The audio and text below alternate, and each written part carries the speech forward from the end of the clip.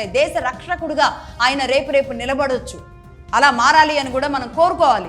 నిజానికి 80% సందర్భాలలో అధర్మమే గెలుస్తూ ఉంటుంది. ధర్మం గెలిచే సందర్భాలు చాలా తక్కువగా ఉంటాయి. కానీ ఒక్కసారి ధర్మం గెలిచిందా, నిలబడిందా, ఇంకా అలాగే నిటారుగా ఉండగలుగుతుంది. ధర్మానికి ఉన్న పవర్ అలాంటిది. అంటే గెలుపు విజయం ఏదైనా సరే మేబీ ఆలస్యం కావచ్చు, లేట్ కావచ్చు, వచ్చిన తర్వాత వెనక్కి తిరిగి చూసుకోవాల్సిన అవసరం లేకుండా ముందుకెళ్ళగలుగుతుంది ధర్మం.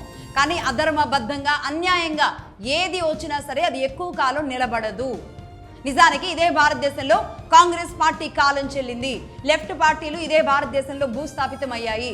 వీళ్ళకి ఇంకా అవకాశం లేదు కాబట్టి, వీళ్ళని జనాలు చీకొట్టారు కాబట్టి, వీళ్ళ సిద్ధాంతాలు, వీళ్ళ భావజాలాలు, దేశం కోసం వీళ్ళు చేసిన ఉద్ధరించిన గొప్ప పనులు ఏంటి అనేది అందరికీ అర్థమైన తర్వాత, వీళ్ళని చీకొట్టిన తర్వాత ఇప్పుడు కొత్త ముసుగులతో వస్తున్నారు. కాక్రోచ్లు అంటున్నారు, అంబేద్కరిస్టులు అంటున్నారు, ఇంకేదో కొత్త భావజాలను తీసుకొచ్చి ప్రజల మీద రుద్దాలి అని చూస్తున్నారు. ప్రజల మనోభావాలతో ఆడుకోవాలని చూస్తున్నారు. జనరేషన్ల మధ్య వ్యత్యాసం తీసుకురావాలని చూస్తున్నారు.